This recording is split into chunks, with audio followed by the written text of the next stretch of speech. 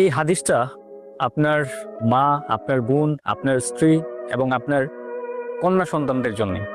আল্লাহ রাসূল সাল্লাল্লাহু আলাইহি সাল্লাম মেরাজ থেকে এসে সাহাবায়ে কেরামদেরকে বলতেছে যে আমি যখন মেরাজে গেলাম তখন সমস্ত ফেরেশতারা আমার সাথে হেসে হেসে কথা বলছে, আমাকে দেখে সম্মানে দাঁড়িয়ে গেছে। একমাত্র দুজখের ফেরেশতা আব্দুল মালিক ছাড়া, সে আমাকে দেখে হাসে নাই। আমি জিজ্ঞেস করলাম জিব্রাইলকে যে সে হাসে না কেন, সবাই আমাকে দেখে দাঁড়িয়ে যাচ্ছে।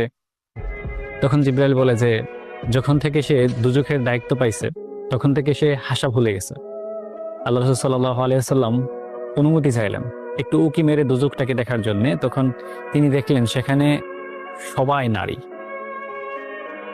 আল্লাহ রাসূল সাল্লাল্লাহু আলাইহি ওয়াসাল্লাম বললেন যে নারীরা আমার উম্মতের মধ্যে সবথেকে বেশি দুজখে যাবে, কারণ নারী যখন খারাপ হয় একটা সমাজ খারাপ হয়ে যায়। একটা নারী যখন খারাপ হয়ে যায় তখন একটা সমাজ কলুষিত হয়ে যায়।